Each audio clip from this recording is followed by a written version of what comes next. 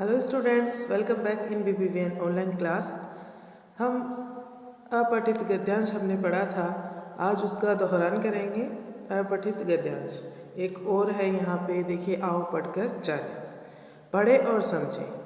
अपठित, अपठित का मतलब है जो पहले से पढ़ा गया ना हो, और एक होता है पठित गद्यांश जो आपका पढ़ा हुआ होता है। पठित गद्यांश वे होते हैं जो आपकी बुक में से ही, आपकी पुस्तक में से ही आपको दिए जाते हैं। एक पैराग्राफ दे देते हैं पुस्तक में से और उसके अनुसार प्रश्न दे देते हैं। प्रश्नों के उत्तर गद्यांश में से आपको छांटने होते हैं। ओके, तो आज हम पढ़ रहे हैं अपठित गद्यांश जो आपका पढ़ा गया ना हो, उसे कहते हैं अपठित। ऐसे गद्यांश या काव्यांश को पढ़कर अपने आप समझकर और उनके प्रश्नों के उत्तर लिखने होते हैं। कोई भी ऐसा गद्यांश या काव्यांश जो काव्य का अंश होता है, यानी कविताओं का अंश होता है उसे, या फिर गद्य का अंश होता है उसे आपको पढ़ना होता है, समझना होता है और प्रश्नों के उत्तर देने होते हैं। बच्चों, दिए गए गद्यांश को जरा पढ़िए। यह तो हमने पहले कभी नहीं पढ़ा। अब आप अगर गद्यांश को पढ़ेंगे तो आपको लगेगा कि ये तो हमने पहले कभी नहीं पढ़ा। वही होता है अपठित। हाँ, अब आप इस अपठित गद्यांश को ध्यान से पढ़िए।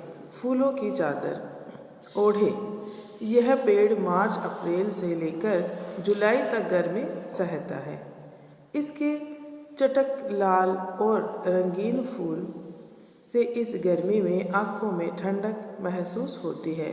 फूलों से सजा हुआ यह गुलमोहर का पेड़ छतरी नुमा शांत भाव से खड़ा रहता है। गुलमोहर का पेड़ है, उसके बारे में बात की गई है कि ये छतरी नुमा यानी छतरी की तरह बना हुआ है जो एकदम शांत भाव से खड़ा रहता है। तभी इसे प्राय सड़कों के किनारे, बाग बगीचों और पार्क में लगाया जाता है। आजकल आप देख रहे हो हमारे यहाँ पे लक्ष्मीगढ़ सीकर की तरफ भी सड़कों के किनारे बहुत से पेड़ लगे हुए रहते हैं, देखते हो ना। तो गुलमोहर के पेड़ को इसीलिए लगाया जाता है क्योंकि ये बहुत ही आंखों को ठंडक देने वाला और शांत भाव से खड़ा रहने वाला होता है। संस्कृत में इस पेड़ का नाम राज आभरण है, जिसका अर्थ है राजसी आभूषणों से सजा हुआ वृक्ष। राजसी जो राजा लोग पहनते थे उसे कहते हैं राजसी। आभूषण यानी होते हैं गहने। तो राजसी आभूषणों से सजा हुआ वृक्ष, ऐसा नहीं है कि इसने गहने पहन रखे हैं, लेकिन इसके जो फूल है, इसकी पत्तियां हैं, इसकी जो बनावट है वो इसी तरह की लगती है। ये उपमा दी गई है इस वृक्ष को। ओके, भारत के अलावा अन्य कई देशों में भी इसे लगाया जाता है। गुलमोहर के फूल मकरंद के अच्छे स्रोत हैं। शहद की मक्खियाँ इन फूलों पर खूब मंडराती है। मकरंद जो शहद बनाने के लिए काम आता है, उसके लिए कहा गया है। फूलों से जो मधुमक्खियाँ हैं, मक्खियाँ हैं, पहले फूलों से पराग लेती है, उसके बाद में वो जो शहद बनाती है। तो ये बहुत ही अच्छे तरीके से ये गुलमोहर के फूल जो है वो काम आते हैं मकरंद बनाने में। इसकी फलियाँ लंबी और हरे रंग की होती हैं। उनके अंदर के बीज भूरे रंग के होते हैं।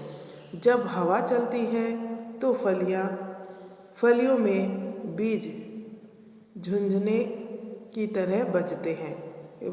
जब फलियां सूख जाती है तब हवा चलती है तो फलियों के अंदर जो बीज है वो झुंझुने की तरह बजते हैं।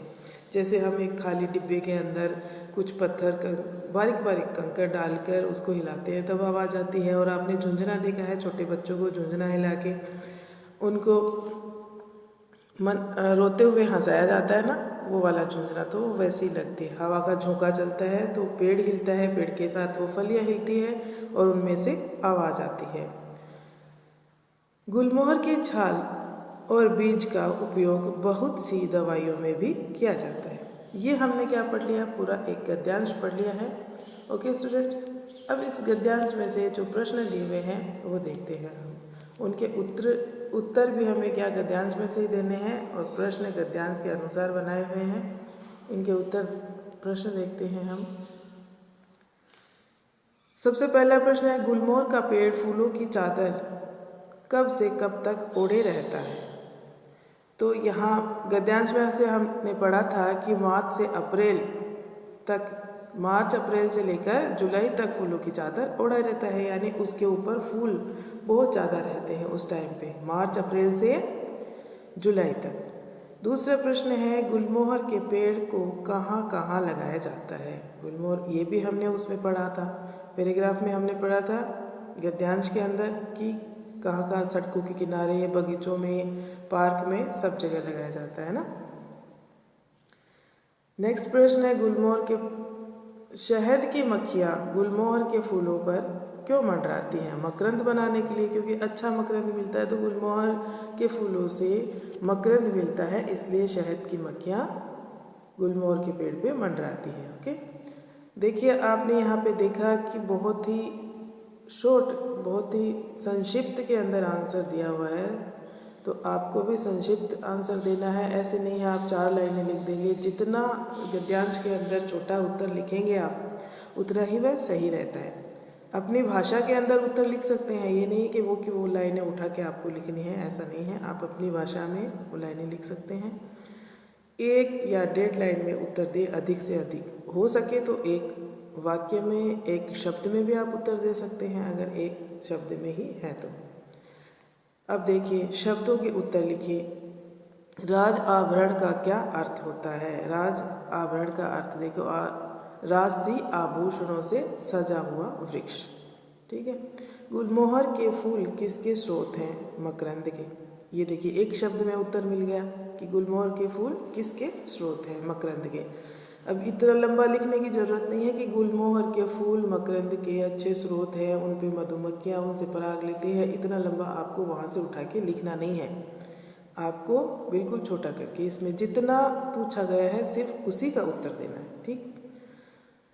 गुलमोहर के किस किस भाग से दवाइयाँ बनती है? हमने पढ़ा था छाल और बीज से, तो बस इतना ही लिखना है, छाल और बीज। हमने आज ये दोहरान मैंने इसीलिए करवाया है कि आप जो प्रश्नों के उत्तर लिखते हैं वो वैसे के वैसे उठा के उसमें से 2-3 लाइनें आप छाप देते हैं, तो वो सही नहीं होता, वो गलत हो जाता है। उत्तर हमें अपनी भाषा में एकदम छोटा करके लिखना होता है, सिर्फ उस प्रश्न का उत्तर उसमें आ जाए, इतना ही लिखना होता है। अब देखिए नेक्स्ट प्रश्न इसी तरह दिया हुआ है, गुलमोहर, ये तो हो गया हमारा। गद्यांश में आए 4 शब्द लिखिए। कौन से शब्द लिखने हैं? विशेषण देखिए, छतरीनुमा, शांत, लंबी, लाल, इस तरह के ये विशेषण हो गए। क्रिया शब्द भी है, सहता है, खड़ा रहता है, मंडराती है, बजते हैं। क्रिया देखिए, संज्ञा और सर्वनाम की विशेषता बताने वाले शब्दों को विशेषण कहते हैं, आपको आता ही है। और क्रिया जो कार्य कर रहा है, कार्य हो रहा है, कार्य करने या होने को क्रिया कहते हैं। तो जिन भी शब्दों में कार्य करना और होना पाया जा रहा है वो वाले शब्द आप लिख सकते हैं। गद्यांश के लिए अच्छा सा शीर्षक। अब गद्यांश के लिए सबसे अच्छा शीर्षक पूरे गद्यांश के अंदर किसके बारे में बताया गया है? गुलमोहर के लिए। तो आप इसके लिए अच्छा शीर्षक यही होगा, गुलमोहर। देखिए, गुलमोहर का वृक्ष, गर्मियों का शांत गुलमोहर, कोई सा भी दे सकते हैं। ओके, तो इस तरह से आपको गद्यांश में से प्रश्नों के उत्तर छाड़ने होते हैं। हम नेक्स्ट वीडियो में और भी गद्यांश का दोहरान करेंगे। ओके स्टूडेंट्स, आप अपनी बुक में जो भी गद्यांश दिए हुए हैं उनको ध्यान से पढ़ें और उन प्रश्नों के उत्तर वहाँ पे बुक में करें। Thank you.